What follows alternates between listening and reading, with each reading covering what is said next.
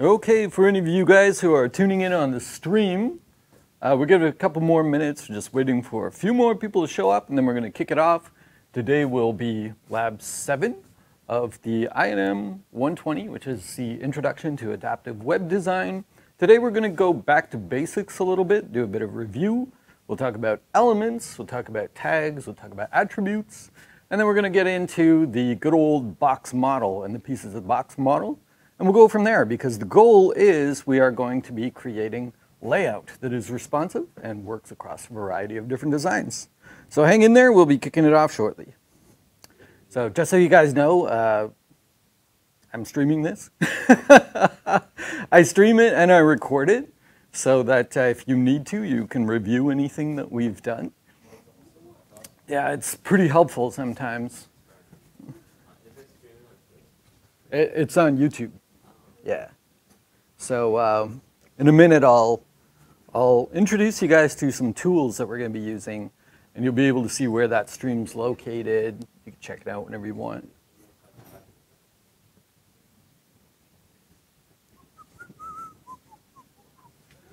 How many would you say are in the class?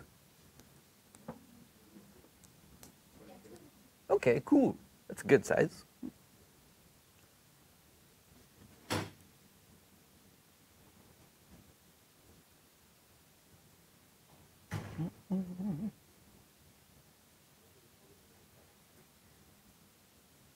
Hey, welcome. I'm sorry it's no Gord Fraser, but I'm sure you guys will have him again. I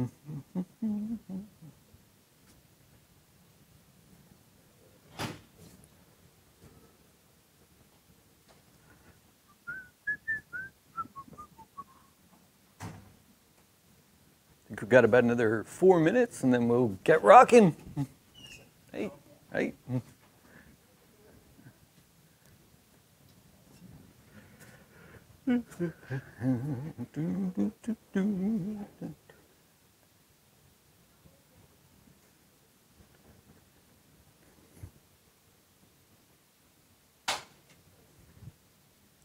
Test, test.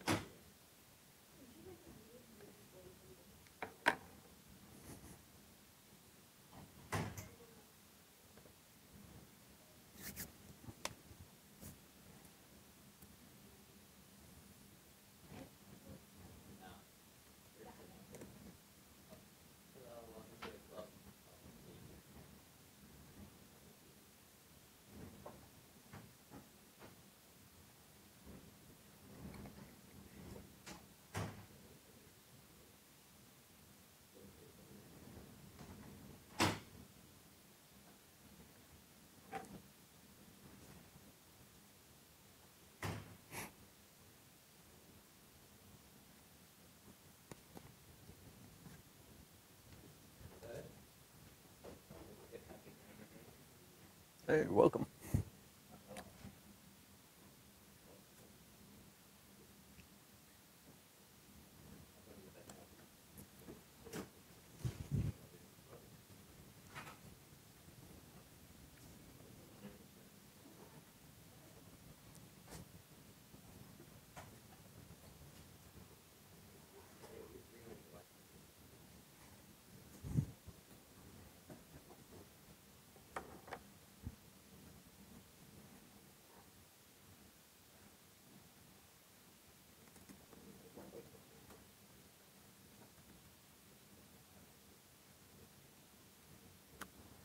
We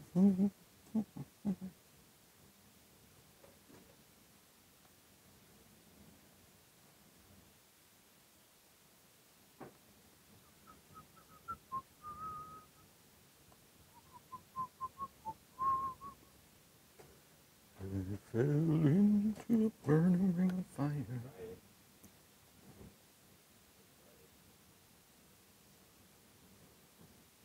About 1 more minute, and then we're going to kick it off. You guys who are here early, much appreciated. Good job. Early bird gets the worm, as they say. I have beat a lot of my competition just by being on time. Do, do, do, do, do, do, do.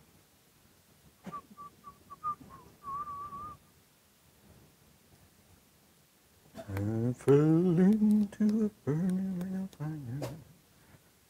Okay, 12:35, which I believe is when we are intended to get going. So we may have a few more people showing up as we go. So maybe what I can do to start off with is just let you know, if you're wondering, like, who's this dude? Why is he talking? I'm your professor at this point. So I am the Gord Fraser 2.0 new model, and I will be happy to serve you. Actually, my name is Tim, Tim Willison. Tim is good, that's fine. And so maybe I can give you a little bit of my background. I feel strongly like you should know the qualifications of your instructors. You know what I mean? So let me give you a little small history of how I got into technology and working in that, because that is not really my background. My background was in the fine arts for quite a long time. And I kind of accidentally came into working in technology.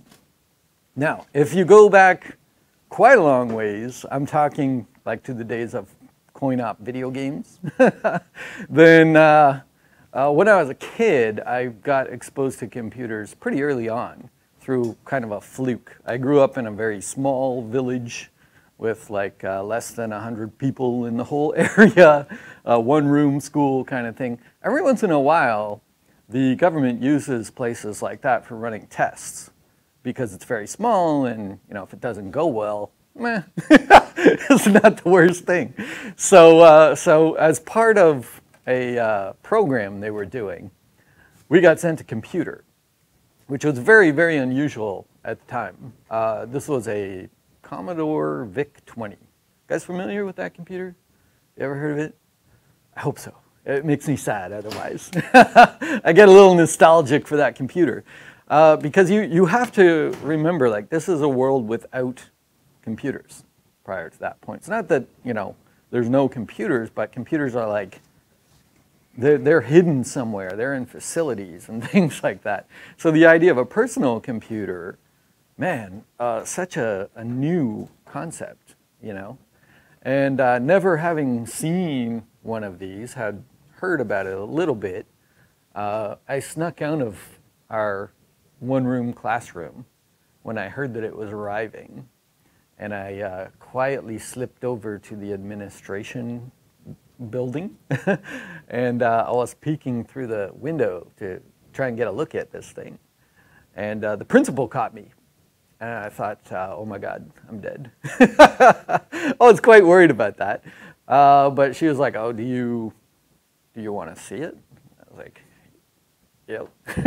So she brought me in. She said, let me show you something. And she wrote the first program that I'd ever seen. It was 2 lines. And when she was done, she hit one of the keys, and the screen filled up with one sentence saying, like, I am Jan. That was her name. My mind was blown, because looking at that, it occurred to me, if no one stops it, this will run forever. It will never stop if it isn't interrupted. Think of it, no machine is like that. And so this really kind of, you know, boggled my mind. And then she said to me, well, I've got to take a welcome. For you guys just getting here, welcome. Get yourself comfortable. I'm Tim, I'm your prof. So I'm just giving a little bit of my background here so that you can understand my qualifications and where I'm coming from. I hope it's going to be encouraging to you, because what I'm getting across here is that, like, I took a circuitous route to working in technology, and I firmly believe that anyone can get into this. Anyone can find their niche in it. So back to the story. She said to me, I got to take a phone call. Now, I've wondered since then, did she really? I don't know. Because when she left and I was sitting there with this computer, I could not help myself but to get hands-on with that thing. I'd watched what she had done, and I tried to copy it. And where she had typed in her name, I deleted and put in Tim.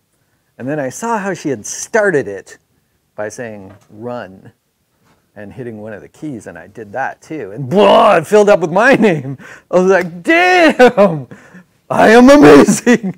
You know, it was an amazing feeling, really, because, like, think of it, you know, a world with no personal computers. And I just basically did my first hack. You know, and as time went on, I was fascinated by it mostly because it was something I could do that grown-ups couldn't. You know what I mean? Up to that point, you know, everybody can do what I do better than me. Grown-ups are stronger, they're faster, they know more stuff. There's no internet then, right? So they know more stuff. So basically, suddenly it was the first time like I could do something that other people couldn't do. So I really took to it. So after that, I basically, the only way of getting information about computers and programming and stuff was the library, which would get magazines once a month. So I would, you know, race down to the library to grab those before anybody else and spend my time pouring through what I could get from those. I learned to program, mostly writing programs on paper, thinking about them, writing them down on paper, and then when I'd get access to a computer, I'd go as fast as I could to try and get my ideas in there in order to see them work. And even now, I find that a very good technique for learning this stuff. So, moving along just a little bit, my parents saw how interested I was in this stuff. They didn't know anything about computers. My dad was 38 years. My dad worked in a steel factory. So he wasn't really into it, but he saw that I was. And so one day they came home with a computer for me. This was a big friggin' deal. Have you guys ever heard of a guy named Clive Sinclair? Man, you should know your tech history, seriously. Clive Sinclair is a very, very interesting fellow. He was from the UK. He actually wound up being knighted by the Queen for producing the first sub-$100 computer. And in the UK, this touched off like the personal computing revolution, because now everybody could get their hands on a computer. And my parents had heard about this, sent away through this mail order service to get me one of these things. Even for that time, it was tiny. It was like this big. It didn't have a keyboard. It had a membrane surface that you'd squish these parts of the membrane to enter in keywords to it. There was no information on how this thing worked. So it was basically sitting down and trying things until stuff started happening. But I can tell you, people did some pretty amazing stuff with that. Like, for instance, it didn't have a sound card. Every computer pretty much now has a sound card and very rich sound and so forth. That little thing didn't. People wanted to make music. They figured out that if they sit this little box nearby a cathode ray tube monitor, a CRT monitor, we don't really have them anymore. Sometimes they still use them for color correction, but generally you don't see them. They're like the big ass TVs, you know what I mean? And if you sat it beside that and you made it screen refresh, the RF interference from it could be played through an FM radio sitting nearby. So people actually, have you ever seen these videos of like people making music by making hard drives chatter? Things like that, like chiptune music? Well, like way back then, people figured out like these crazy things that they could do. And it was an amazing time because it was so creative. And so after that, I programmed on computer made by Texas Instruments, TI-99 4A. Then when I got into high school, they got a computer called the Acorn. You guys ever heard of? I'd be surprised if you ever heard of this Acorn computer. I don't even know what language it had, but they put accounting software on it, and we were supposed to be learning accounting. But instead, I figured out how to crash the accounting software and hack it, and I learned the code of the accounting software and turned it into a clone of Robotron, which was my favorite arcade game at the time. These were the things I was doing. I probably should have learned accounting better later on. That would have been really helpful, but you know, I didn't. So anyway, when I got out of high school, you know, like that was it for me for a very long time. Because by then, my little Clive Sinclair computer was out of date, and it wasn't like now. There was, you know, like there just wasn't easy access to computers. And then plus this other language was coming along, C++. You guys heard of it? Say that's depressing to me. Because I looked in it and I was like, oh, it doesn't have the power of assembler. It's not as verbose as BASIC. It's bullshit. I don't want to use it. It's probably a fad. It's going to disappear. Because like languages came in and went like on a weekly basis. Whole operating systems came and went back then. And so I kind of ignored it. And I thought, well, I don't have a computer right now. I don't really like where the language is going. I'll just kind of wait it out. 10 years later. So there was like a good decade where I didn't even touch a computer. And in the meantime, somebody made the internet. Right? Like I'd heard about this thing, this internet, and I was like, I don't like it. It sounds like it's going to be full of like terrorists and perverts. You know, I was like very, very anti-internet, thinking like this is going to be the worst thing ever. And it was really only when I, through misadventures, found myself here that I was like, the internet's not evil. It's actually pretty good. Like, this is cool. And started remembering some of those, my early exposure to programming and so forth. It started coming back to me, and I was like, yeah, you know what? It's actually easier now. It's easier. There's so much information. You don't have to like, you know, type in binary code out of a magazine.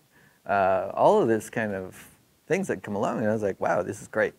So I got pretty into it. My original goal, and maybe I can get your feedback a little bit at this point.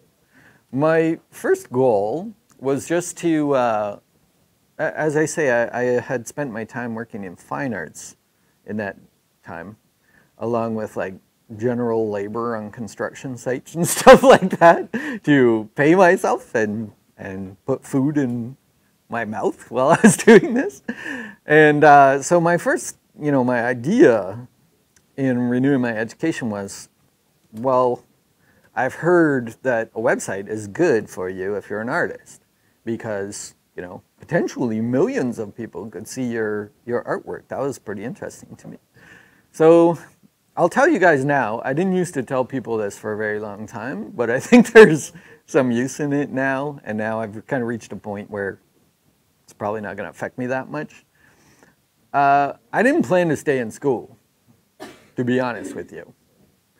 I was kind of trying to do a little scam because one of the jobs that I had worked in, like as a temp worker, had this kind of a reimbursement fund thing where you could take some schooling if you had done like their night shift.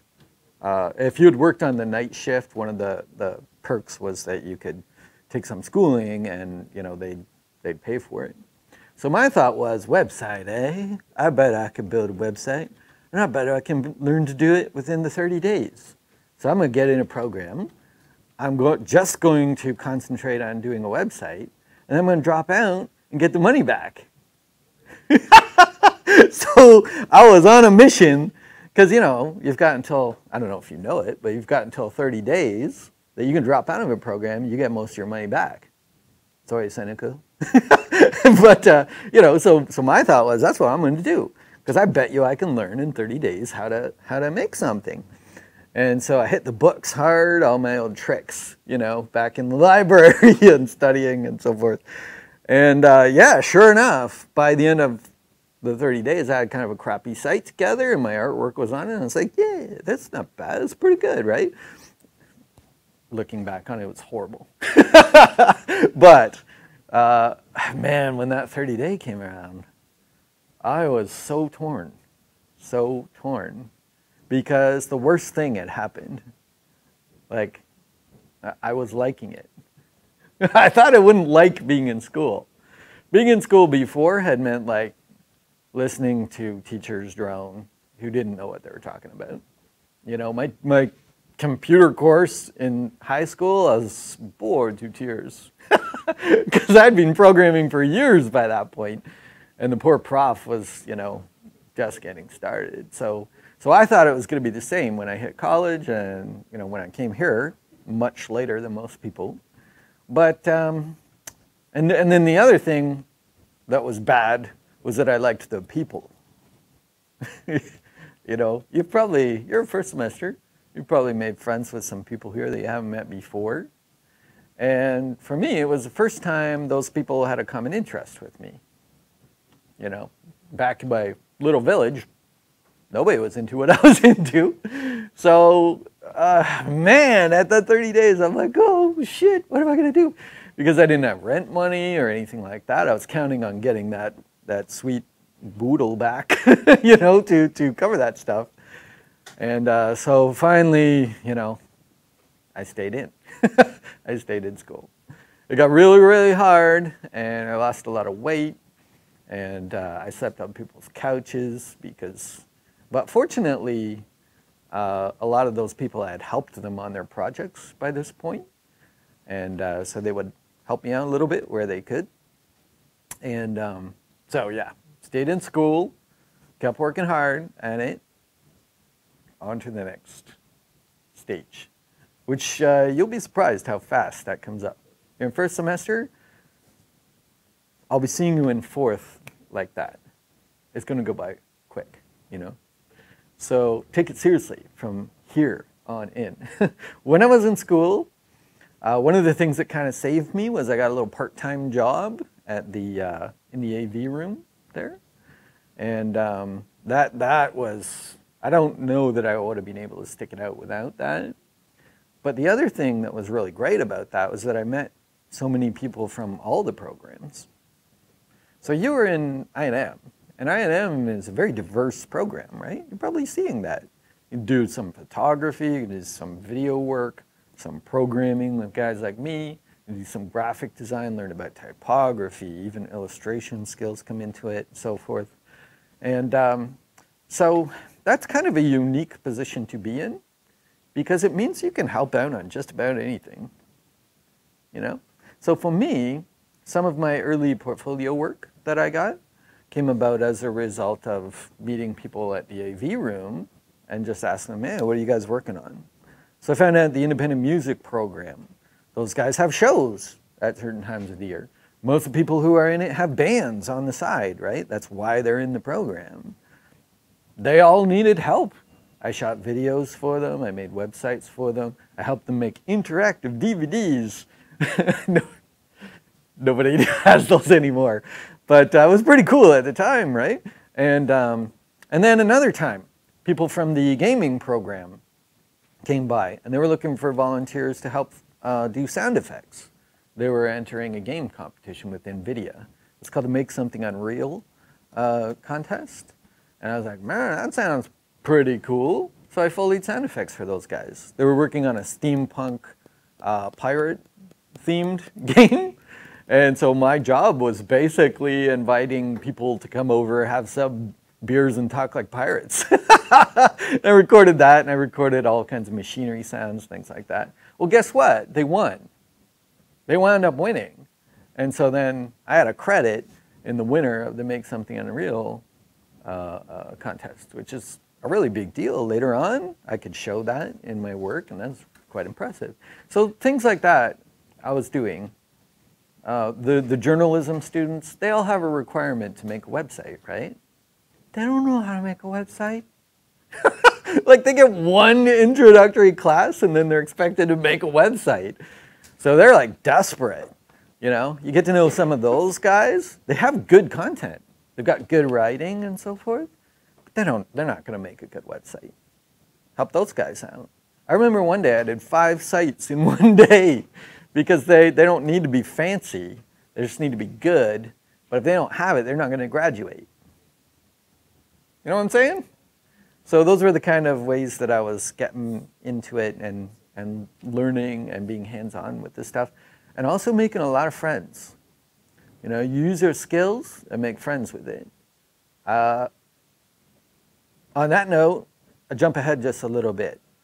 I hope you don't mind me giving this preamble a little bit here. We are going to get hands-on today. Don't get me wrong. We're going to write some code for sure. But I do want you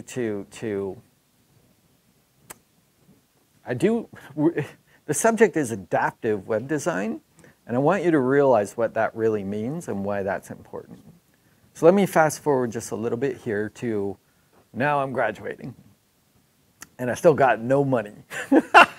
Broke as hell. The last of my money I spent on a ticket to a technology conference called FITC. You guys know it? Have you heard it? Probably Gord might have mentioned it because he's a fan of it.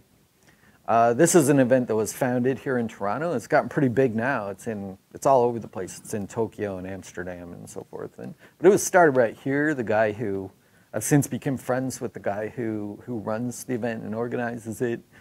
His name is Sean Pucknell, and he's a longtime guy in the Toronto industry.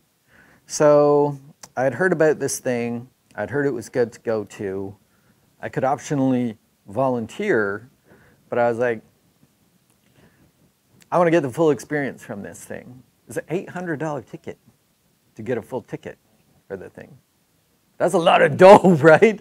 Like that's a lot of scratch. And that was like back in like 2002. So, you know, but I did it. I was like, okay, well, there's rent. But I got the ticket. And I went to the event and I was like, man, I have got to get my money's worth from this thing. So I made a point to try and, you may not guess it, but I'm actually naturally a very shy person. I actually have a speech impediment that I went to classes to learn to control. And so it was very hard for me to force myself to try and talk to people. But I did. And I came across, I went to one of the presentations from a company called Big Spaceship. You guys heard of them? They're a New York-based company. And they blew my mind. It's kind of one of those points where you see something that changes your whole perception of the technology. And what I saw was a site that they had made for a movie, the movie Underworld. You guys know that series? Kate Beckinsale? Guys, fellas? It's a kind of a cheesy movie series. There's like vampires versus werewolves kind of thing. But they had made this promotional site for it. And what they had done was they had also created like an online game associated with it. And so you could sign up as either being like for the werewolves or for the vampires. And then they would fight, like simple clicking, fighting type of thing. But the site changed based on the status of the game, right? So like if I'm with the vampires and I come to the site and it's all showing like red and fur and bones and that kind of theme, I'm like, damn, werewolves are winning. So I'm going to go and play the game and like click, click, click, click, click and try and, you know, get my side winning it. And it slowly starts changing over to being all like blue and emo and that kind of thing to be the vampires. So when I saw this, I was like, what I thought was a website, I was wrong. I'd never seen something like that before. It was so cinematic and so expressive and unique and interesting. And I was just like, wow, I'm blown away by that. So after the presentation, I like hung around outside until I saw some of the presenters coming out, and I was like, "Hi, I'm Tim," and I was like super nervous to talk to them, but they were very friendly guys, and they were like, "Oh, you liked it? Cool, cool. That's great to hear. Like, what did you like about it?" They actually wanted to know my opinion from it, so keep that in mind.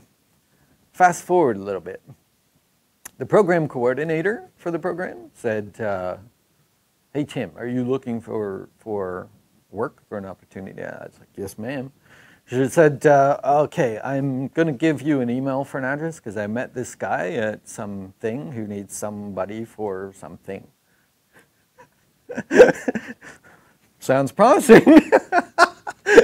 Well, she didn't know what he was looking for, but she would give me an email address. So I was like, "Yes, give it to me." And so I had one link of, something that I was really happy with.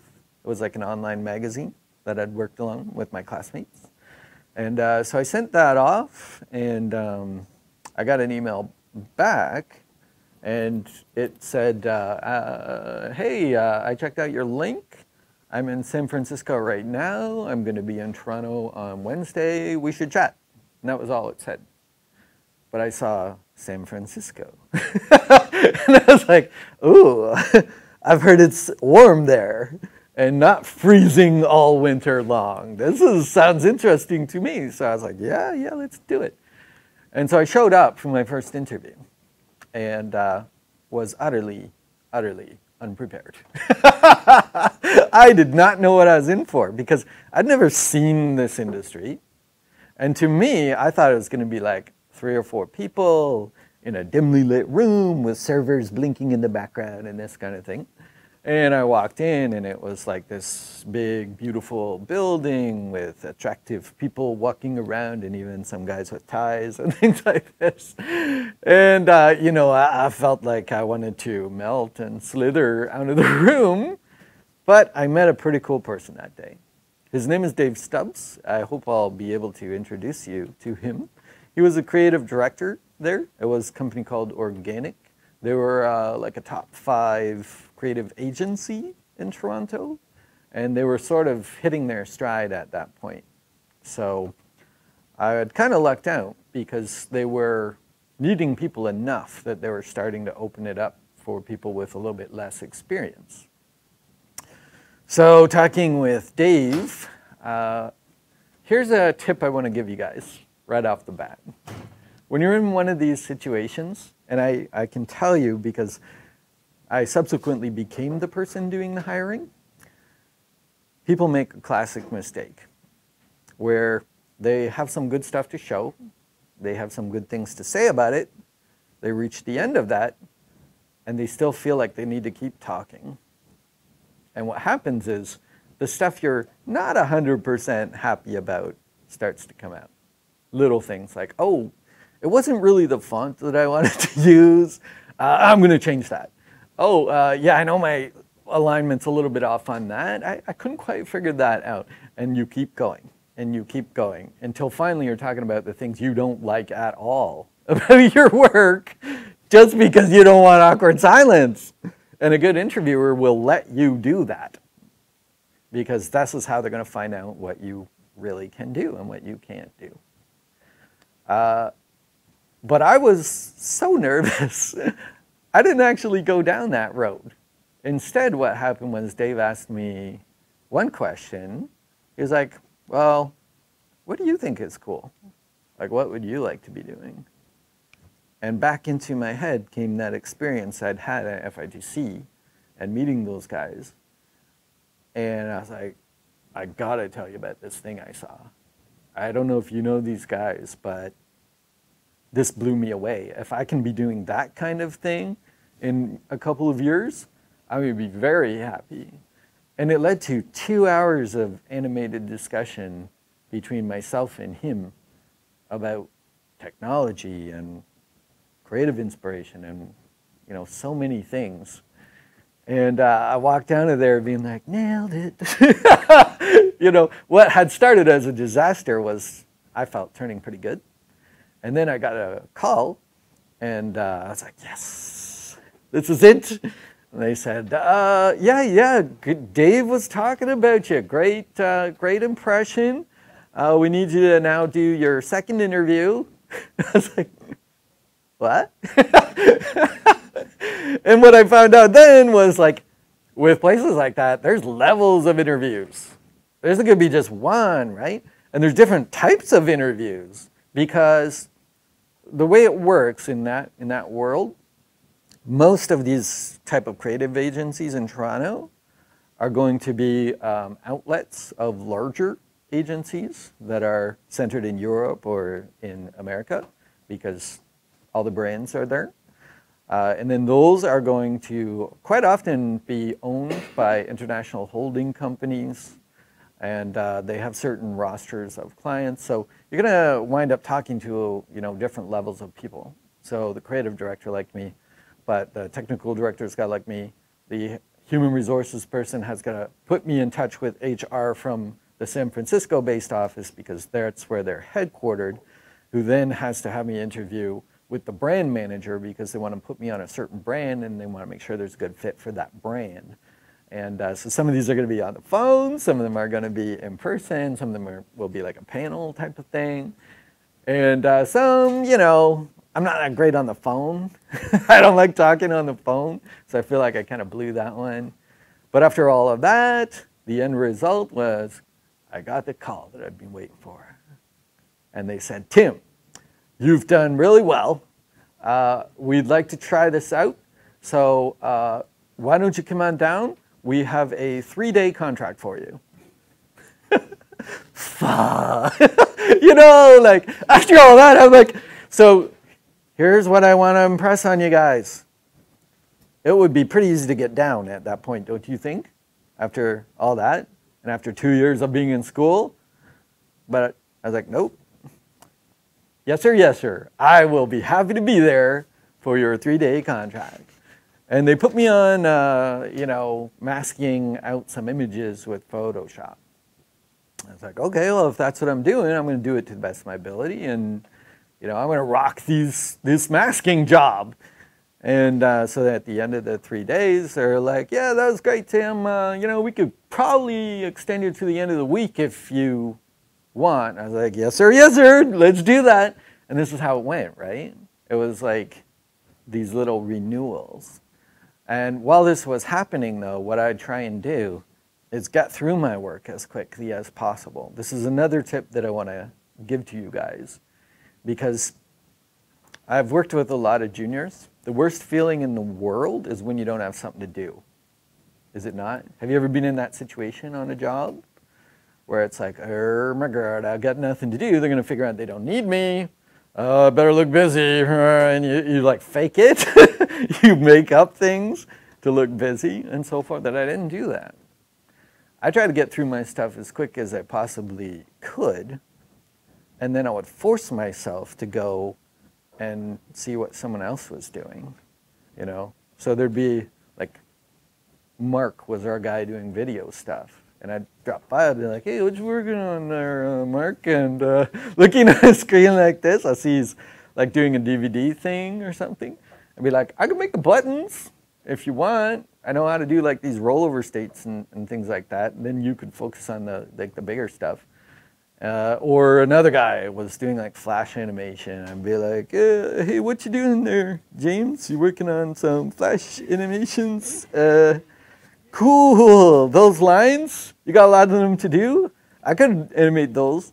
And, I'd just get in their faces all the time. I think at first they're like, who the hell is this guy? Because usually new people don't do that. They're like, anchored to their desk kind of thing.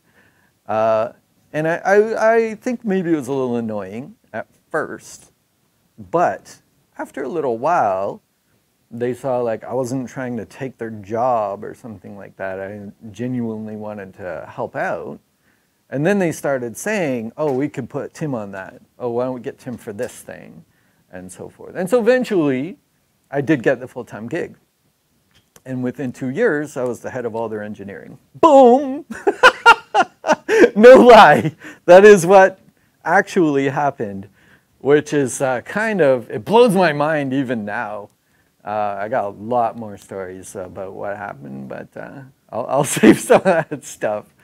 I stayed at that place for 3 years until I felt like I'd pretty much gone as high as I could.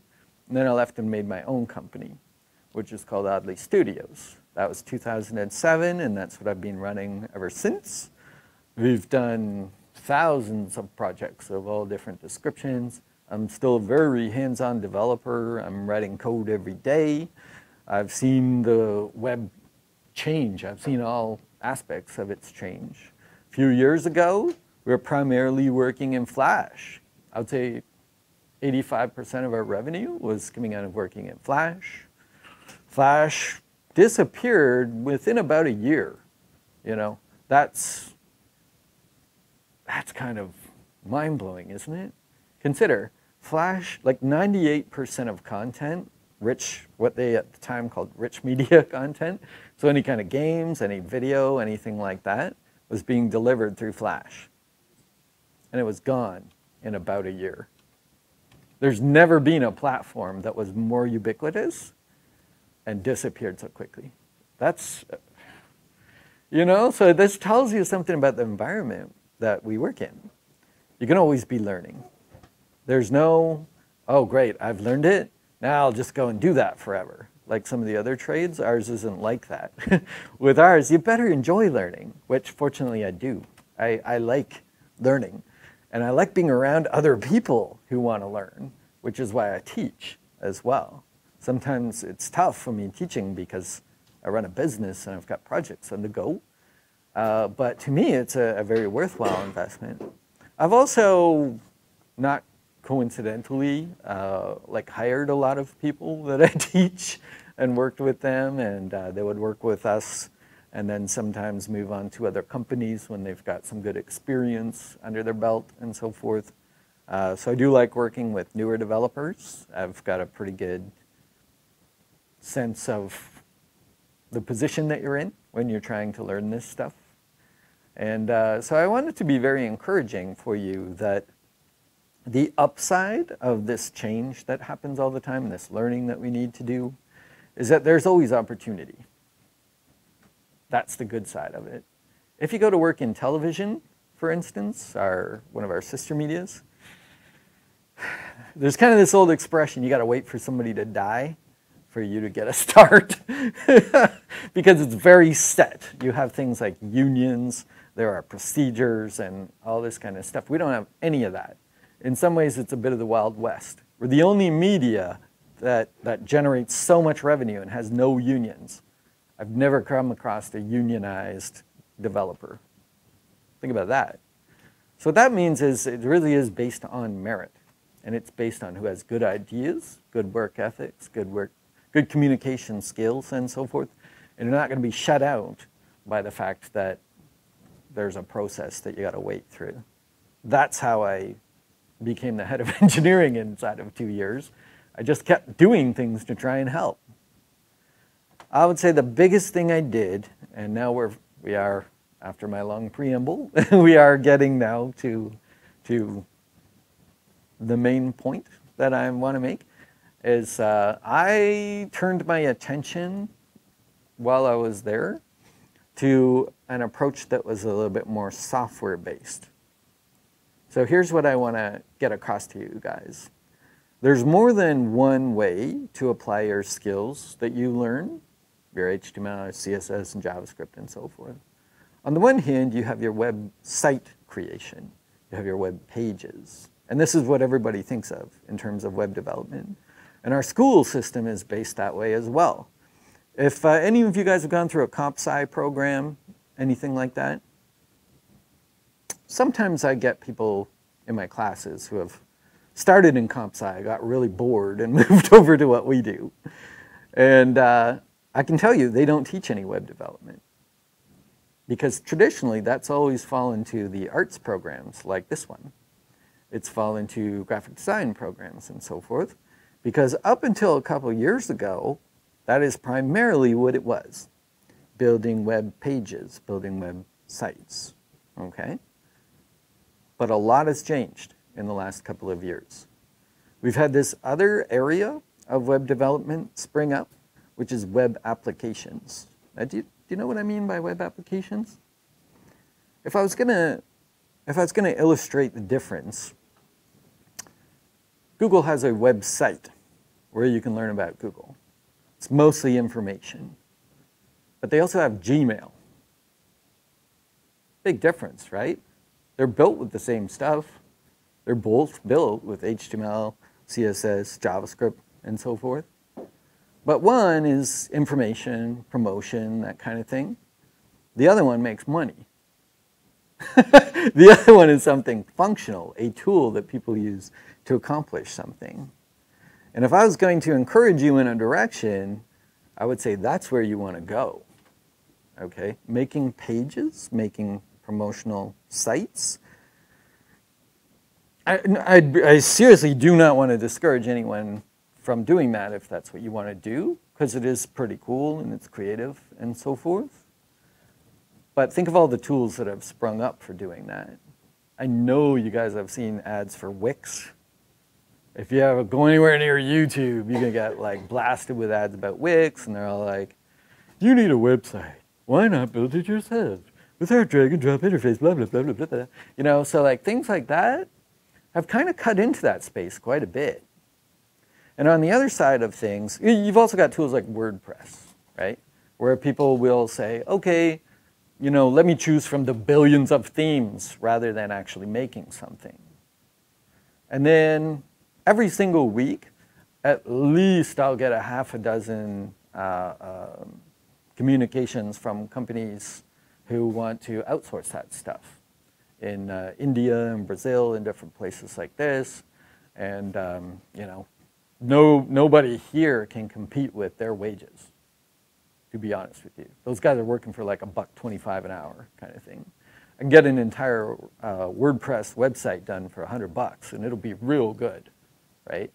So that's why I'm saying, like, maybe expand your thinking a bit, if that's what your picture of the web is. That's what mine was.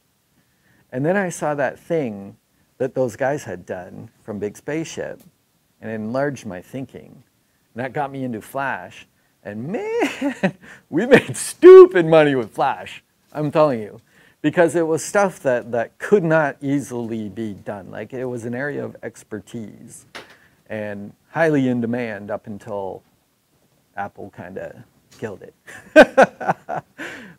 So today, where the shift is happening is towards applications, software. The web is becoming a viable software platform. So here's the difference. Let's think small for a second here. Your friend has a sideline job walking dogs. Does anybody actually have a friend like that? I'm just curious. I just made it up. Okay, theoretically, let's say you have a friend who has a little sideline walking dogs. Is it more useful for you to say, here, let me make you a promotional web page that tells people about, you know, how you're good at walking dogs and what you do? Or is it more useful for you to make a piece of software for that person that maybe does things like lets people log in and see where you're walking their dog right now, lets them book the next appointment, lets them redeem a coupon for a doggy daycare session or something like that, right? Which one is going to help your friend more? The second one. That's what we want to be doing, right? So this is very relevant to the field of adaptive web design, because the web is everywhere. Unlike anything else, it's pervasive. Everyone can get access to the web. So let me do a little exercise with you guys just for a second here. Let's think about 3 medias.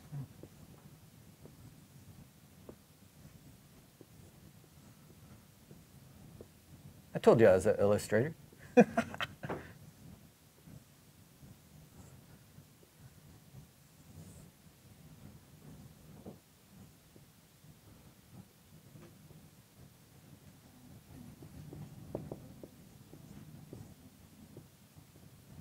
Smartwatch.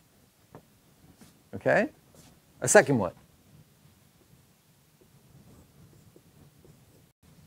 You already know what it is.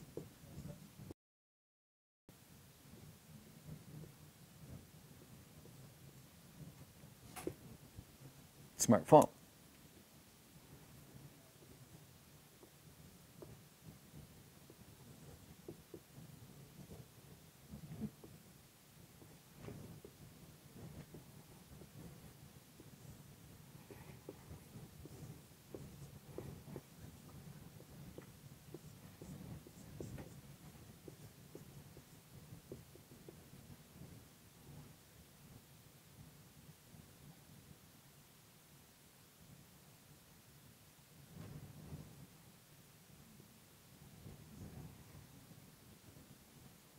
Website, right? Web page, desktop. All right, between these three, I want you to think about, like, how would each one of these represent your friend? Their business with the dog walking. They're very different, right? They're very different, and they can't be the same, but they need to be connected. They need to be part of that same thing that you are doing. So you have to think about it. How do people best utilize a watch? What's best about a watch? How do you use it? Forget everything else. How do you use your watch if you have a watch? Check the time, right? When you go to do that, how do you do it? Do you access any interface? Probably not. Some watches alert you, a little buzzer or something like that, and then you look at it. So they're a little bit proactive. So for your friend the dog walker, how would you best utilize that advantage? Throws up the Navi. I'm sorry to do this to you guys. It's like stirring the brain, you know what I mean? But it's a good way to get things started, right? Like just some theory to get you thinking about it. What about your dog start walking, you know? Boop, little thing comes up. Smiley dog. It can just be an icon. It can be that simple, right? The other thing that with smartwatches that we see a lot is just like notifications, small little notifications. You generally are only going to have 200 to 300 pixels to work with. Okay. So the big advantage with this one, I would say, is that there is no user interaction. It's just this small little stream of info at any given time. So I like this because it makes you think about what's important to that person. That user, what do they care about? Because it needs to be that. And it needs to be condensed down to something small enough that could even just be an icon. There's a lot of thinking behind that. It's easier to do this than it is to do this, believe me, to do it well, right? So let's move along to Mr. Smartphone here. I'm pretty sure I got one on me. Quick question. Who's iOS? Who's Android? It's interesting. Yeah, I find that a lot. I find a lot more Android amongst this crowd. I always ask that question. I need to know. Think about how you use this. What's its advantages? Anything at all. What comes to mind? How about you? What do you like about a smartphone? What do you use it for? Uh-huh, yeah. Mm-hmm, mm-hmm. So the connectedness of it. Do you ever use like voice search? You ever do like, okay, Google, and then like once in a while? I use it if my other hand is like caught up with something or that. Like I bicycle a lot. Sometimes I use it for that. To me, the smartphone is the proximity of my hand to it is its big advantage. My hand, by nature, is like, look where my thumb is. I'm inches away from interacting with it at all times, with the most articulate part of the human body. Maybe. There may be other candidates. But you see what I'm saying, right? So like this, this is its big advantage. So the smartphone is awesome for things like lists. You mention your friends. If you go to a contact list, it's very easy to flick up and down through them. It's actually easier. The interaction is easier than this. What do we have here? What's the advantages over here?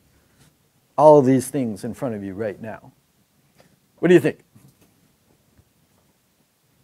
What's good about it, comparatively?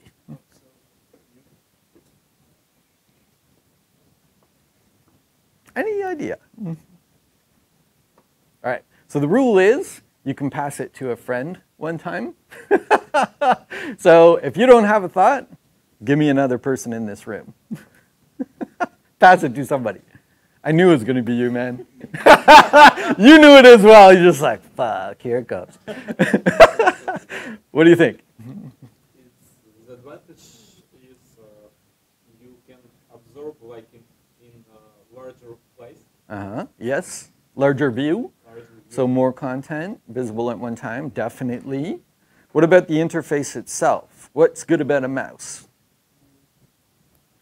You can put like more information. Oh, like highlighting things, copying, moving blocks, yeah, definitely. I would also say precision. Most professional gamers are obsessive about their mice because of that reason. So precision is a big part of it. So if you are doing something like video editing, probably going to prefer a desktop even now, even though there are some pretty decent video editors for mobile. So thinking back to our content again, what would we put in here? Well, if the advantage is things like search and like the flick interface,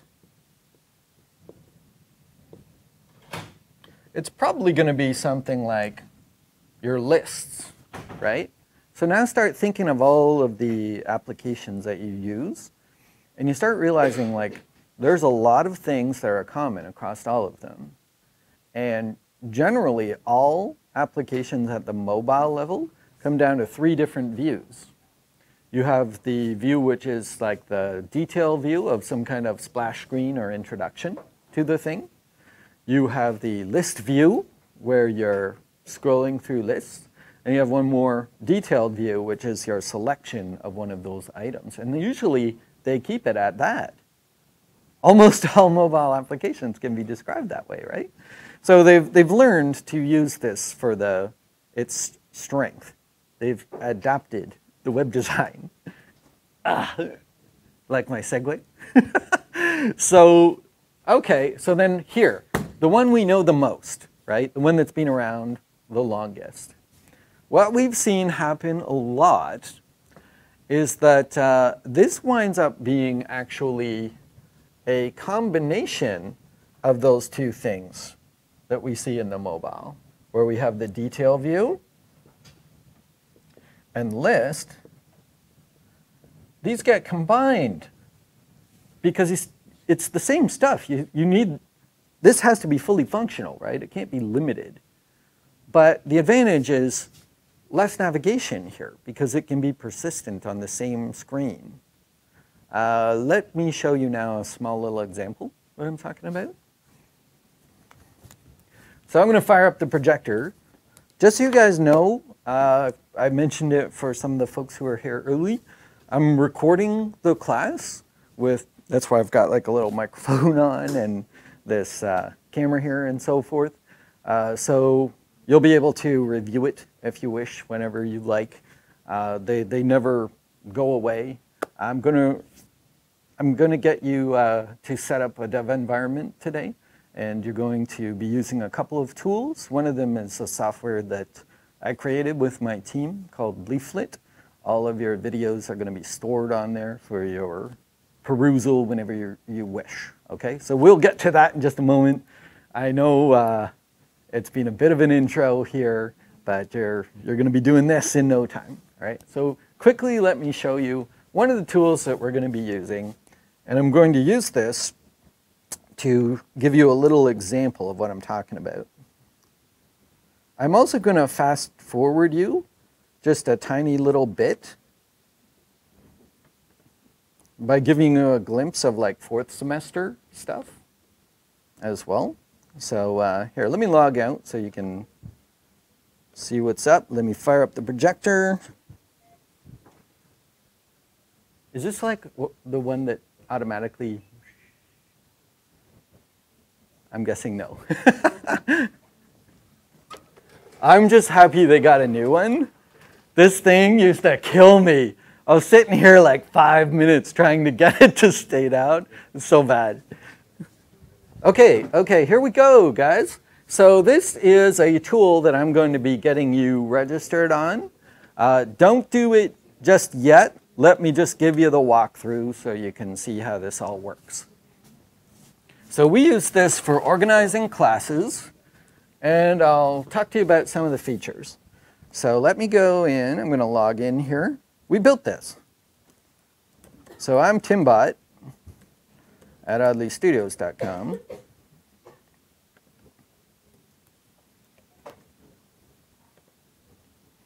Okay, here we go. So these are basically all the courses that I teach inside of here, as well as announcements. Because I'm an instructor, I basically have all the courses already added to me. When you guys log in, I will let you know that you're going to be registering for this one right here called the HTML for user experience.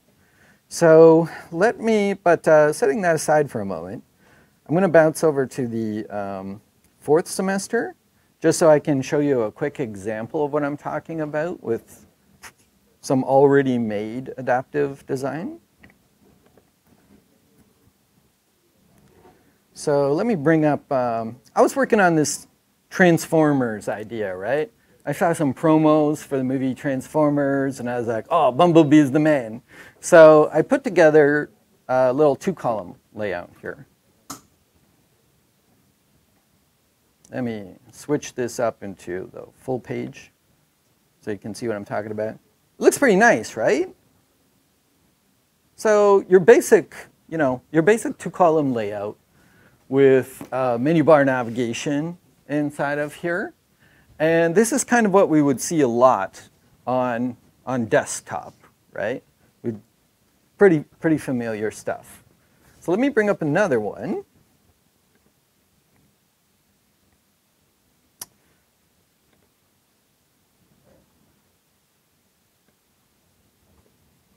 Okay, so this is also desktop.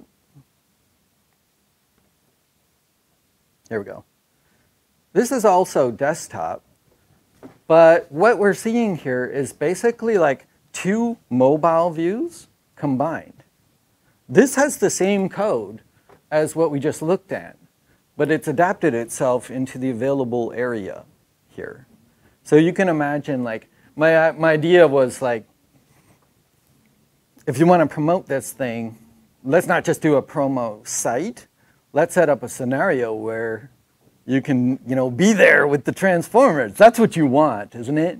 You want to be with those Transformers. So we would create this thing where there's these, ongoing battles between the Transformers. And when you register, you would register either as a Decepticon or as an Autobot. Do you guys know Transformers?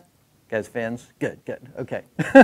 So then, here you'd be able to see like this list of the battles that have been happening today. Tap on it to get details about your hero who was involved in the battle type of thing. A lot more engaging, more interesting than just like, oh, the movie's coming. Here's a trailer. You know what I mean? But you see what I'm saying? If this isn't here, this chunk over here, this is a good mobile view. Right? So the strength of the desktop is combining the views. If I was on mobile and I'm only seeing this, then, you know, I basically have to do a navigation action and be taken to a new view. So it's sort of an exercise in, like we talk about adaptive design isn't just a technical skill. It's also thinking a lot about, like, what do people want? What's the most important thing? What's the next most important thing? And if we have more room, what will we show them with it? That's adaptive design. So back to our chart here, you know, for the transformers, what would you maybe throw on the person's watch? Any ideas? How about you? Just the icon. An icon? Okay, so what would the icon represent? Both teams. Say again? Like, there are two teams are transformers. Ah, allegiance. So an icon for your allegiance thing. I like that, right? Because if I'm walking around, I see like, oh, you got the Autobot. You're my friend. Decepticon, you're my enemy. You know what I mean? So that could be fun. I like that. That's pretty good. Anybody else? Any idea? This little condensed thing here. What's important to the person? Allegiance could definitely be it, because that was part of the registration process, right? A notification. Yeah. What if a battle just happened? Let's say there's a way for you to say, you know what, I am Bumblebee. When battle happens, I want to know if I won or lost. I want to see how many points I've gathered. Something like that. Yeah, you could definitely do something really cool with that. You know, for our second view here, this was, you know, this made sense to me, that it would be like a list of today's battles. I could see myself flicking through that and then tapping it to see. Let's change it up. What if the thing that we're doing now is like a sports scores thing, you know, for sports fans? The list view, very applicable, isn't it? Almost anything can be condensed into a list view. And then the desktop version just becomes an enlarged version of that with more, you know, optional information on there. That's smart design, because now you're kind of building it once to work everywhere, instead of having to have separate teams for each of these experiences. That is what adaptive web design is. And it's why everybody wants it, because it generally means building things people actually will care about and engage in. And it means, you know, cutting down on superfluous work that, that you don't want to have to do. You don't want to build 3 times when you can build once. So that is kind of the goal that we're shooting for here. Do you guys have any questions about that? Do you see where I'm going with this? Like why we would want to do that? Cool, cool. Okay, all right.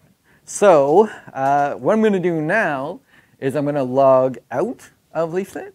I'm going to use my student account and show you how we'll get ourselves set up. We'll talk about the way the classes are going to work, how you are going to submit the work to me. It's a little different than what you've been doing up to now, but I'll talk about why I'm doing it that way. Basically, we are going to be using a highly collaborative code environment. So let me walk you through it. So first of all, I should mention this tool that I just opened up. I believe Gord has mentioned it to you, right? This community called CodePen. Do you guys know of this? Have you tried it? It's awesome. I love it. Let me go to the main CodePen page so you can sort of see how this is cool. I think I'm scaled in too. Hold on. Yep. There we go. So here's the home area of CodePen. So what they call pens are like these little simple examples that people have put in and you know, uploaded for people to check out.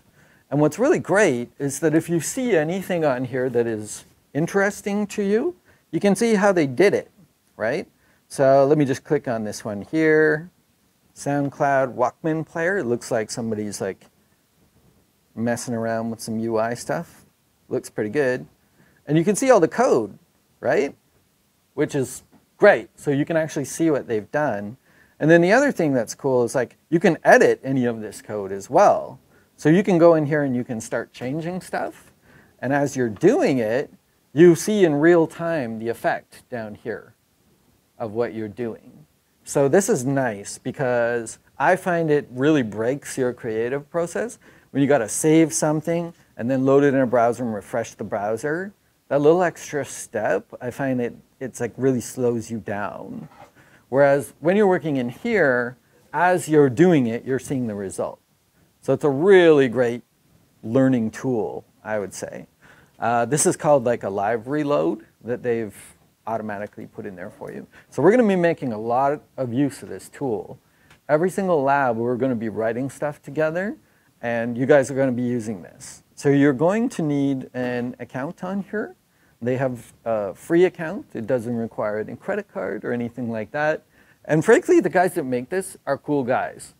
When I reached out to them and I told them I was using this for teaching, they hooked me up with like a special account with like extra access and features and stuff like that. Really cool guys. So go to codepen.io and you're going to locate the option to create a free account, and you're going to make yourself an account. You're going to thank me later.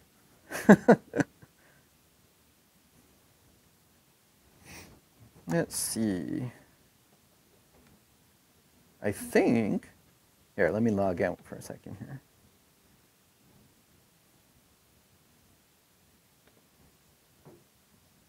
Yeah, so you got your sign up option here. And then if you skip down here, where is it? There's like a free one here somewhere. Oh, boom, yeah, right there. The least colorful option. But it's totally legit. With the free account, you can do like 90% of what you can do with the paid account. So the big difference with the paid account, like that's what I have, is we can do these shared code sessions, which I use a lot when I'm teaching. So go ahead, get yourself your account, and then we'll continue on from there. Does anybody already have an account on Copen? Just curious. Ah, it's so good. You're gonna love it. It's a really good community too, like very positive. People are always ready to talk about their work, which is really cool.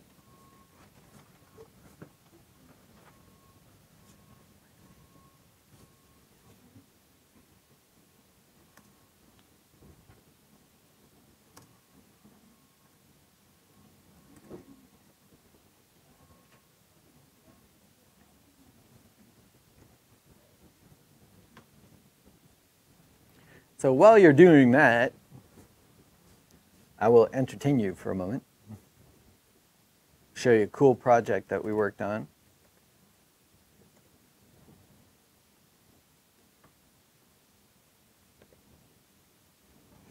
So this project right here is a project that we did for Chevrolet during the Pan Am Games.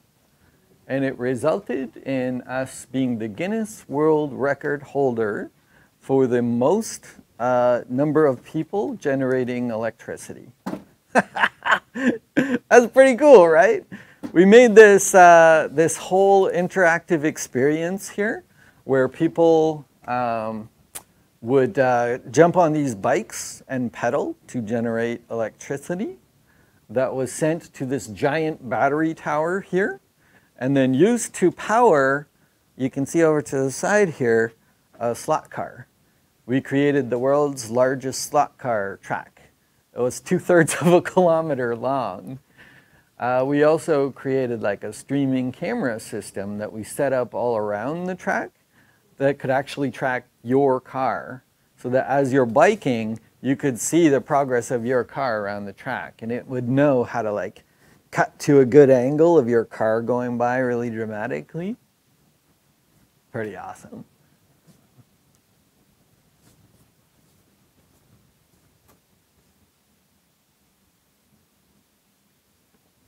All right. How you guys doing with your sign up? Who's got it? Quick show of hands. Give it another second. Still got a few people. Did you get it, dude? Oh, good. What about you guys? Did you get signed up? Good, good.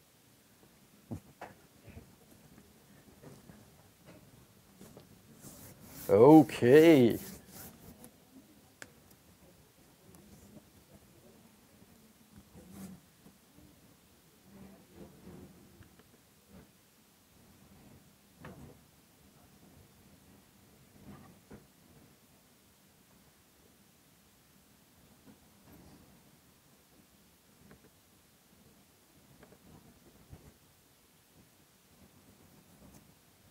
All right, once you have that, your next stop, so go ahead and open up a new tab or a new browser or whatever, and you're going to go to this address, app.leafletlearning.com. Let me make that bigger.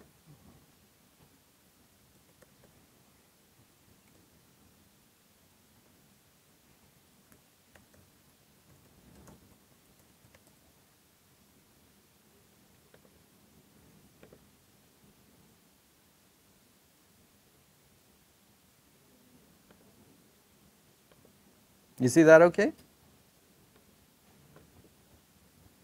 So you're going to go to app.leafletlearning.com. And you should see this view that I'm looking at right here. Now, since you guys are brand new, you're going to click on the Not a Member Yet right here. So you'll have 3 things to fill out. Now, a note on the email here. Use a legit email. Like, we built this software. It's not going to spam you, okay? Any notice that you get from this thing is highly relevant to what you're doing. I'll talk a little bit more about that. But what you want to do is, number 1, use an email that's real. Number 2, use one that you'll check. And hopefully one that sticks around when you're done school. Because you'll see, like, I post job opportunities and things like that inside of here. Also, with all the courses that I teach, everything you do stays in this system. So you will always be able to go in there and look at anything you did in any one of my classes.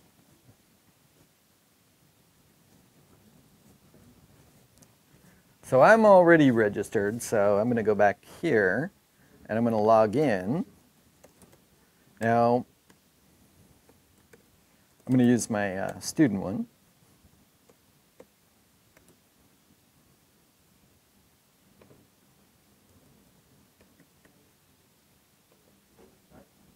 Okay.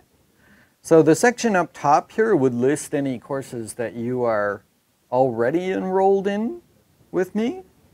Down below is the available ones. The one you are going to be using is this one, HTML for UX. All right? So that's the one you're going to click on, register. And this is our class. This is starting today for 7 weeks. So you're going to click that little radio button there and then enroll.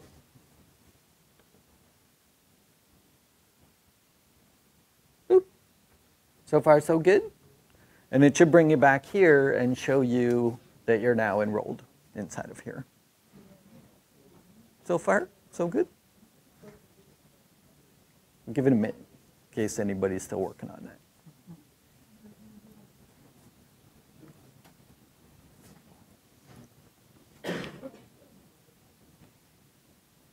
So, why do we need this software? Because I noticed, I've been teaching for a while now, and you know, there's been a few things that constantly kind of stumble people, and we wanted to make a solution for it. So one of the things was, number 1, we have to get away from this idea of everybody is working on their own desktop type of thing. Because I'll tell you what usually happens. You'll probably see this in some of your classes, right? We're working away on something.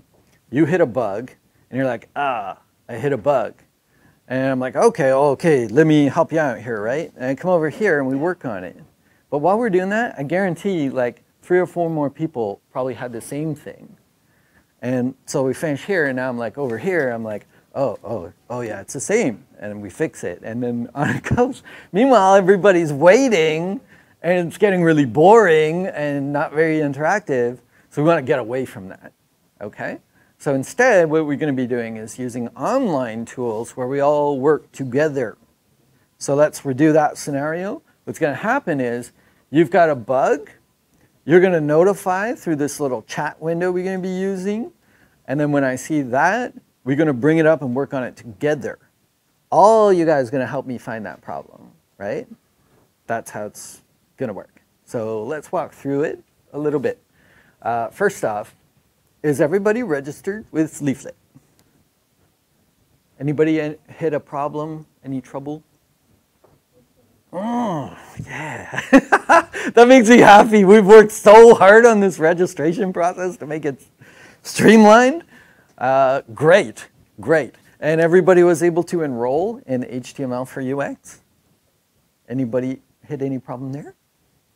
Oh, wicked. Okay, so then the next thing that's going to happen, this is kind of cool. If you click this little view here, you'll see that we've got one lab right here in the navigation. There's a couple of other things as well, though. The second thing that people have talked to me about in the past is like, they want to know how they're doing in these classes. But quite often, you wait for quite a while to see your grades and know how you're doing. Sometimes you see them at the very end, and then it's like, well, shit, I would have done things differently if I knew I was, not doing it right. So we're eliminating that. Your grades are always going to be available to you by clicking on here. You're going to get a grade every single week, okay? That may sound shocking. Bear with me. Let's go through the scenario and see how that's going to happen. So I'm going to click on the Getting Into Layout right here. Now you should be seeing this. Is this what you guys are seeing? Awesome. So whoever you are, you should see yourself at the top of this list here. It automatically sorts and puts you at the top, and it gives you a star because you are a star, God damn it. Okay, and then you've got this field here, which is a URL submission, so let me talk about that a little bit. So here's how it works. Right here, this is the stream. This is the, what's happening in class right now, that's this right here, okay? So you can always watch this video. Let's say next week, before class, you want to review what we did today. You could jump in here and forward up to the code and watch what we did. So that's pretty nice. Right up here, this is the lesson that we're going to be doing today. So let me click that. It's going to open up in a new window. And you see how it's got this purple bar here? That purple bar means that I'm a pro. And I am now in what they call professor mode. So go ahead and click that green link. Let it open up in a tab or whatever. I'm going to log in, and I will join you guys there.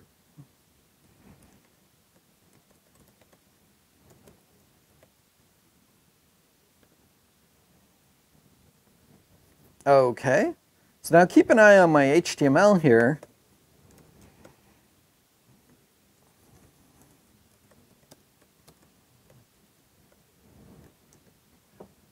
You guys can see it, right? So you can actually follow along. Not only can you see it, you can get in there with me. So you can actually highlight and copy things out of here and so forth. So when we get into things like dropping in script tags, we've got these long-ass URLs and things like that, you probably copy-paste those. What you don't do is just Control-A, Control-C, Control-V. You know what I'm saying? No mass copying of what I'm doing. I'm just telling you that up front because that won't really work for you. You are going to need to participate in this, and I'll tell you why. So let's do a little mock scenario here. So the first thing I'll get you to do, you see the button called fork up here? Give it a click. You'll see a little thing that'll come up that'll say, view the fork. Okay, so what is this fork? What fork does, it takes everything about this, copies it all, and puts it in a pen in your account. So now you've got a copy to work with, right?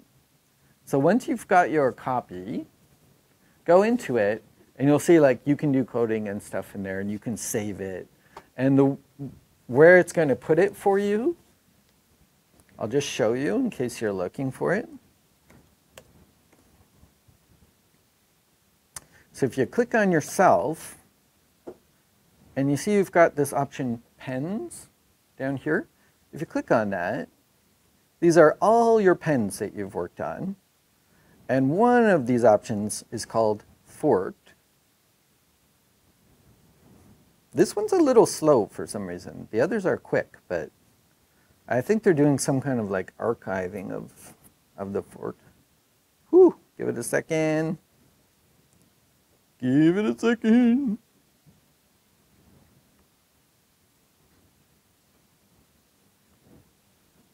Yeah. And inside of there, you should see the fork that you just made from my professor mode session, right? Do you see it? So, gonna click on, oh, I think you're not logged in, are you? Mm-hmm. Click on here, on the little, oh, okay, go to pens. Oh. Yeah, and then go to forked. And there might, okay, so then let's fork one. So go back to leaflet, and here's our lesson we're going to be working on. So then you got to fork it. Now, if you're quick enough, you can click it there, but you should see it in your forked pens, whichever tab that was. Yeah, give that a refresh. Boom, there you go, right? So if you open that up, you're now set to start work, right? You've got everything that I've set up and so forth, and we're ready to code together. Did you guys catch that? Those steps? Did you get it? Okay, so let's go. So click on this button, fork. Great. If you're quick enough, you can. Oh. So, okay, that's cool. That's no problem. So now maybe go to yours here, and then click on that. The arrow? This little icon here. Oh, are you logged in? This is my name. Okay, click your name. Oh, I can't click it. What? Oh, Vitor. Oh. Okay, yeah, click that. Go to your pens. That's fine. Go ahead and leave it. And then if you click on forked, you should see that one that you just did. Yeah. So I have to go through that process just to see my websites here? Any ones that you make yourself just show up in public by default. Ones that you fork from somebody else show up in there. I think mostly they just want to give the original creator the credit, so they kind of stash it in the forks. Yeah. So let's try something, guys. Let's see how this goes here. So the format of the class is this. Okay, so let's get you a fork. So go back to here, open up today's lesson pen, and hit that fork button. There we go. So if you go back to your forks and refresh the page, in a second, boom, there you go. Yeah. So here's how it works, guys. Any pen you create by hitting like make a new pen, that's going to go into your public and into your showcase here. Any pen that you create by forking someone else is always going to be in your forked pens here. I think they do it that way because they want to give the original person the credit. You know, like if you're copying them, you're totally cool to do that. but it'll only show up in the showcase of the person who first made it, kind of thing. So we'll be doing both. Sometimes you guys will fork what I'm doing. Sometimes you'll make your own and submit that. So let's follow this through here. Here's what we want to try. If you click on one of your forks here, let me do it as well. You can copy the URL of that fork, right? And then back in Leaflet, try plugging it into the URL field here and submit it. Okay? When you do that, that's you saying, this is what I'm working on today. Give it a try. Now, if we're watching here, you'll see something kind of fun. Yeah. So here's, let me do all the steps here. I'm going to click on the lesson pen. And because it's purple, I can see like that's Tim's. That's the one he's working in.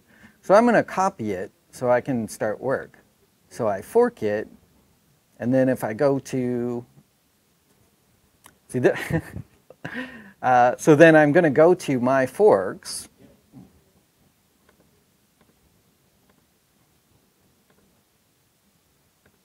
Well, here. Here. I'm going to go to my forked right here.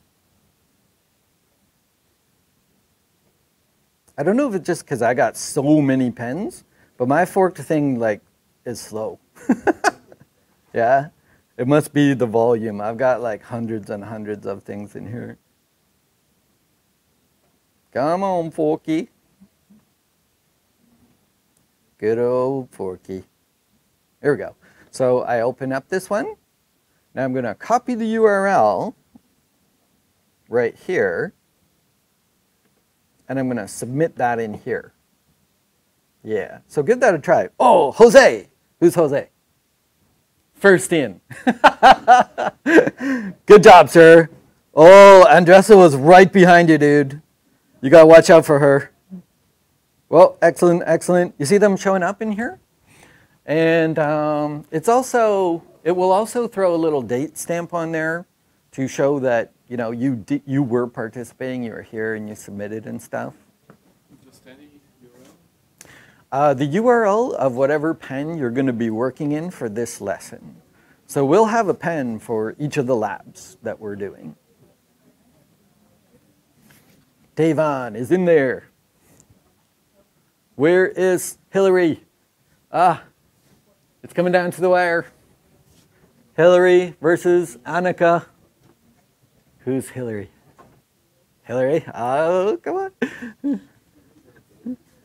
Do it, do it. It also has this little thing up here to show the number of pens submitted. And so right now we're almost halfway. Come on, guys, get in there. So I'll basically wait until there's enough submissions before I'll start the lesson. Some people are absent. Oh, okay. And yet they managed to register. How's that possible?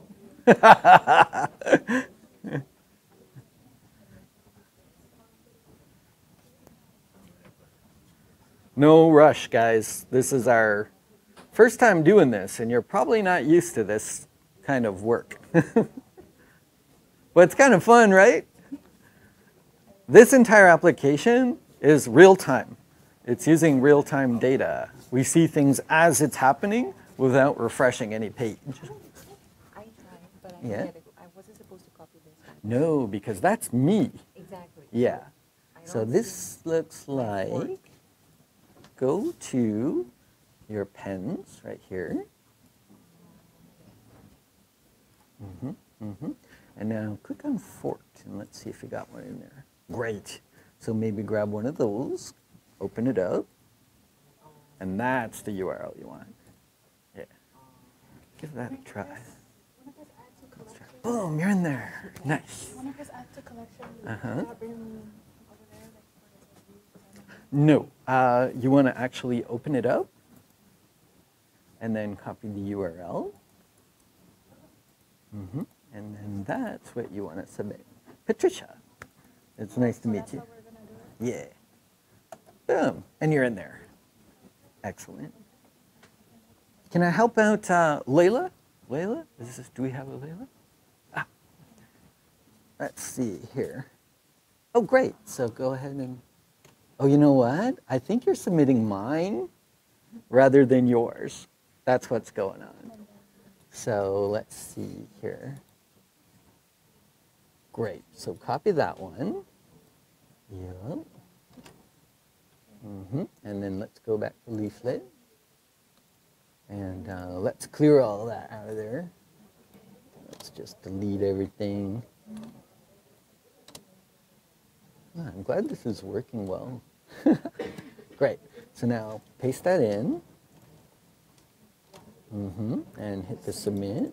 Great. You're in. This is the only time it's hard. The first time it's like, what is going on? After this, it's easy.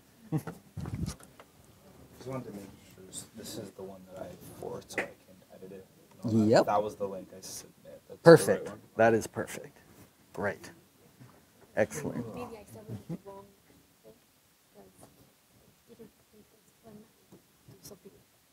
Oh, the one in here doesn't update automatically, so you might have to refresh the page to see it. And then also, the one you were working in, you need to save it as well. Yeah, that's probably what's going on. It's okay though? Looks great, yeah, yeah.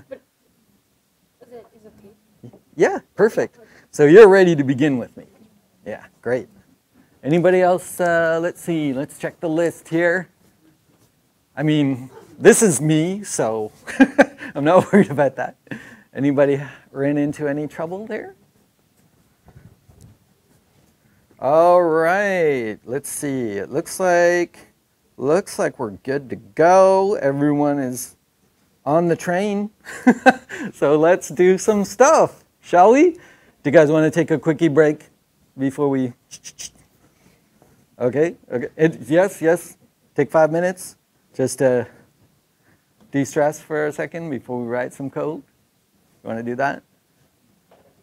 Show of hands, who wants to take a break? Or sorry, guys. Yeah, you're out of luck.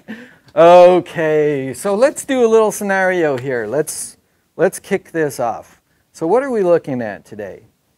Down here, we want to talk about a recap of the box model. When I say box model, have you guys heard that term? Have you covered it? Okay, good. So here's what I mean by that. When you're working in HTML, everything is a box. Even if it doesn't look like it, if the site, may not look box-like, guarantee you, behind the scenes, everything is a box. And that box looks kind of like a picture frame. Let me, where's my marker? Oh man, here we go. Here's what I'm talking about. Need my eraser.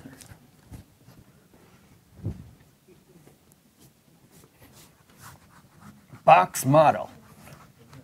Probably the most important thing you need to know.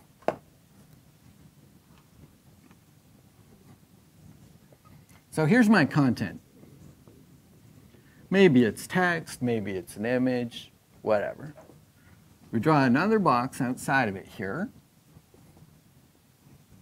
This box, this line I just drew, this is our border. Makes sense, right? Pretty straightforward. So what do we call the space in between our border and our content? Padding. All right. So we've got our content, we've got our padding, we've got our border, and our border has attributes. We can set the thickness of it, the color of it, the style of it, things like that. To me, it's almost like a picture frame. That's how I like to think of it. Now, if you were putting pictures up in a gallery, you'd probably have another one beside it here. And we've got space in between the boxes.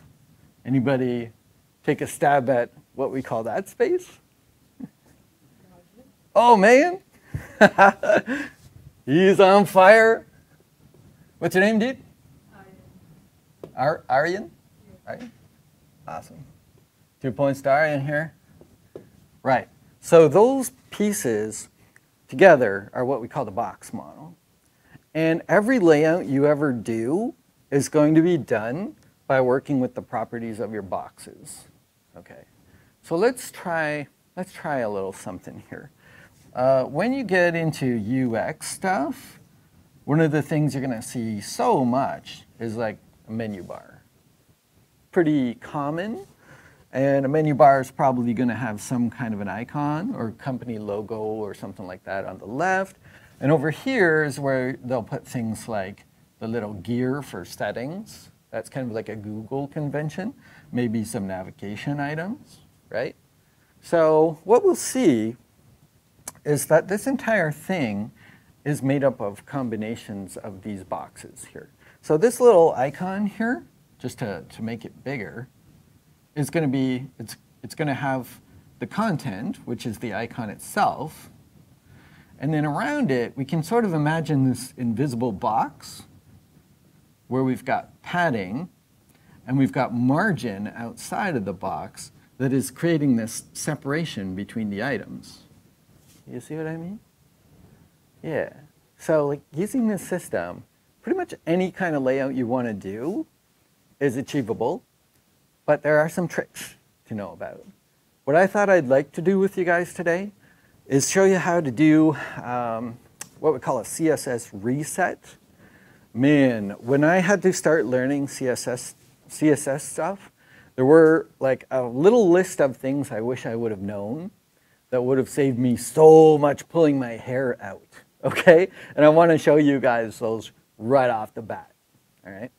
So the first thing I want to talk about is margin and the fact that margin is evil. Margin is your biggest problem when it comes to layout. So here's the thing with CSS and HTML. All the conventions they're using are based on print. Think about it. Have you guys done any stuff with like 3D Studio Max yet? Or maybe some After Effects or any of the video stuff? Well, most visual systems, to position things, they use something like a coordinate system like X and Y. Sometimes Z if it's like a 3D thing, right? Well, we don't have it. There's no XY coordinate system. What do we have? We have things like padding and margin. Those things come out of the print world, and print rules are applied to them. This results in something that is called margin collapse, which is probably like the biggest problem you hit when you're trying to make a layout. Here's why it happens. Let's think about, I'm just going to use this one for a second. Let's think about text for instance. You guys have probably made some H1 elements, right? Headings. And they make like a nice big bold piece of text inside of here. Okay? So you got a couple of headings, and one is big and bold and takes up about this much space. And you've got a second one, like an H3, and it's a little smaller, and it takes up this much space. So here's my content inside, and here's my content inside of here. And this little chunk of area right here and here, those are defined by margin. Makes sense, right? Now in typography, what you wouldn't do is double up the margins here. So if I take this box and I bump it up right beside, what happens for typography reasons is it discards this margin and it'll move up a little bit because we only use the larger of the two margins vertically, okay? It doesn't do it horizontally.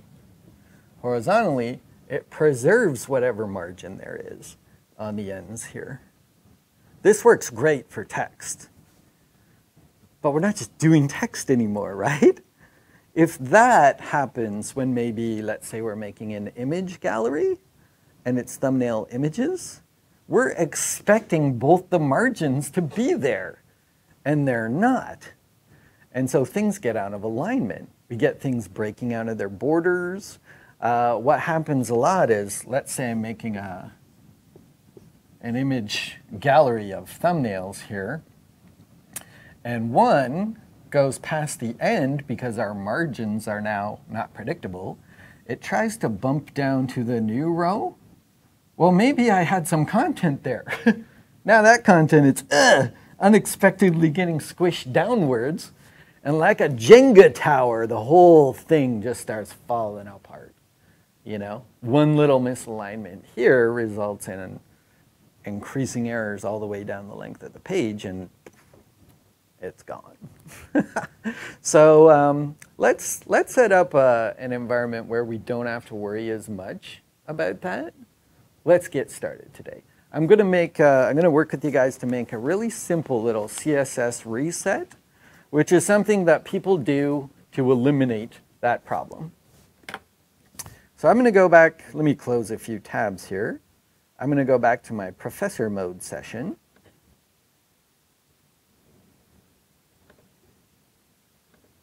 And we shall begin.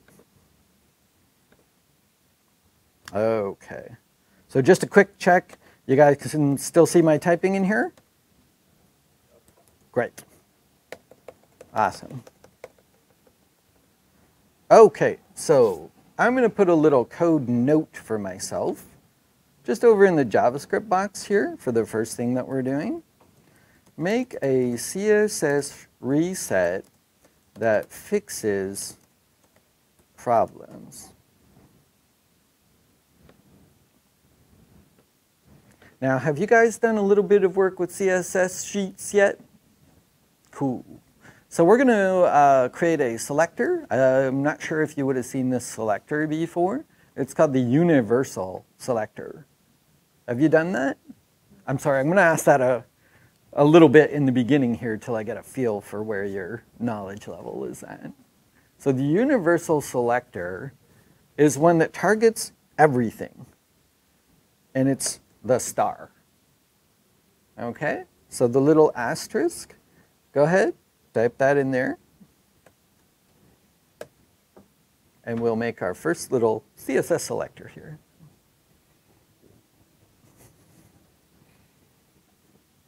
Give something a try. Check this out. If I go ahead and put a style in here, boom. See how like everything's red? This is a selector that basically selects every single element on the DOM here, which makes it really powerful, not something that you want to abuse, but we're going to use it the right way here.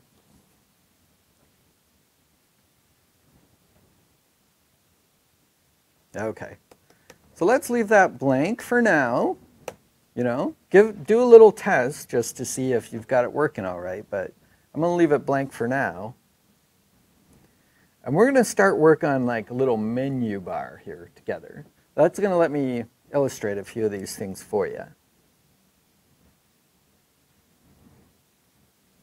Mm-hmm. Oh, in Leaflet, the best way is just click the little green guy here. Yeah. And just so you know, like those also stick around, right? So every shared session I do will always be there for you to look at.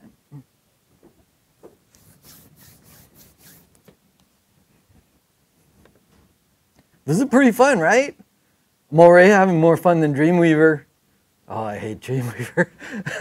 I'm sorry if you're a fan, but like, oh God, I hate it. I hate it so much. Okay, so let's get rid of this little junk placement that I've got going on here. Let's make a little more legit HTML page.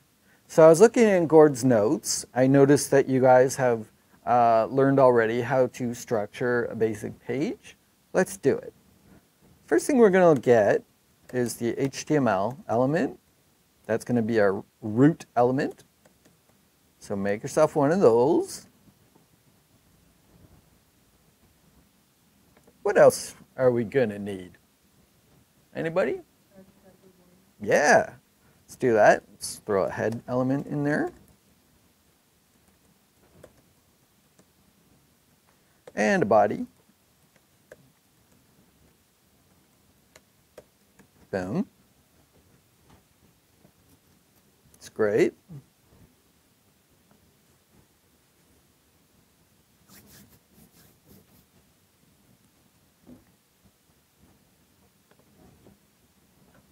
In the body, let's use one of our newer like HTML5 elements. I could just do this with, oh, I should probably save this. I could just do this with a div. Have you guys, I know you've seen a div, right? But divs are kind of like the Swiss Army knife of elements here. Semantically, they don't really mean a lot. What I mean by that is like, if someone's coming to your thing and they're using something like a screen reader for accessibility purposes, you know, maybe they're blind or they have vision impairment or something like that. So they've got assistive technology. When the technology sees something that just says div, it might not know what to do with that because div is not very descriptive, is it? Div just stands for like division, which doesn't really tell us a whole lot. So it would be better if we used an element that's more semantically correct, something like a nav. So when the screen reader sees that, it's going to know, you know, this is navigation. Great. Let me tell them there's some navigation options. Did you notice a neat little thing that happened when I started typing in there? It changed the closing tag automatically. Woo! We like that. That is going to save us a lot of grief.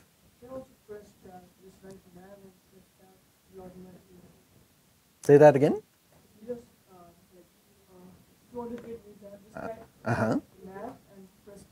And tab like that. Oh shit! I didn't even know that. Good job, sir. I use this every day. Oh man, that's so good. Did you catch that? He was like, oh, you can type nav and hit tab. Boom. I did know about one.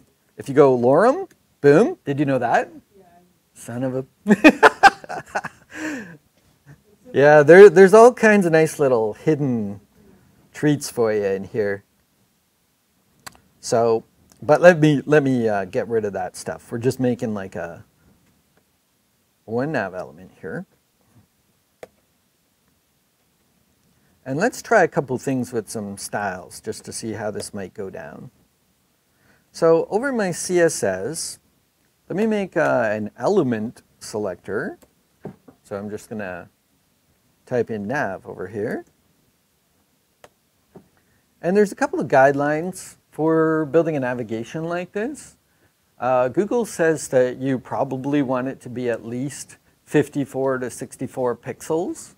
And the reason why is because of people like my cousin, Big Hungry Luke, who's like 320 pounds and like 3 feet taller than me, and his fingers are like footballs, okay? So for the big guy, they need room for clicking on that stuff, right? If you have the little piano player digits, have some sympathy for Big Hungry Luke, the butcher, because he needs to be able to navigate, all right? So Google's saying, you want to have at least 54 pixels. So how might we make sure that that happens? Well, here's a way. Let's give it a height property. Let's go for like 64 pixels, something like that. I'm not really seeing anything on the screen yet, but let's do a couple more things. Let's give it a background color.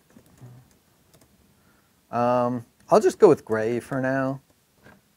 I'm going to show you guys a nice little tool for making color palettes. But often when I'm blocking out a design in the beginning, I do like grayscale stuff just because I want to kind of eyeball contrast and make sure that the contrast is okay. And then I'll go back and start thinking about palettes afterwards. So do you have that showing up on there? That's good. Outstanding. Okay, so I want to show you guys how debugging is going to work in the class here. Do you have this little chat window down here, sir? In my shared session here, the one with the purple bar, do you see a little chat window down below? Open chat. Mm-hmm. Okay. Yep, so copy your URL and just paste it right in there and hit the comment button. When I see that, that's you being like, help me out, yo. All right, cool. So this is one of my favorite parts of working this way, because something's not working right. Let's all fix it together. We'll learn a lot faster if we do it that way, right? So let's go in there. See if we can help out Vince. So I've now opened up what Vince has going on here. Oh, did you save, Vince? Oh. Hit the save button and then I'll refresh. All right, let me give it a quick refresh here. Great, here we go. So let's see what we got. This looks a little odd to me that there's a line break right here. That could be it. Let's try moving that up. Oh, check it out. Missing semicolon on the height. Nailed it. So here's the thing. As we do more of these, you guys are going to be like, I want to beat Tim. I'm going to find it before he does. And that's good, right? Give it a try. Before you know it, you'll be finding this stuff faster than me. Do you guys catch what we did there? So, any CSS property must be terminated with a semicolon. You may have wondered about that, because when you do JavaScript stuff, sometimes you see semicolons, sometimes you don't. JavaScript is much more loose about that and doesn't really care, but CSS cares a lot. So it'll, but CSS is also kind of annoying because it doesn't like give you any error message or anything like that. It just like doesn't do anything. So it can be, debugging CSS can be a little tough.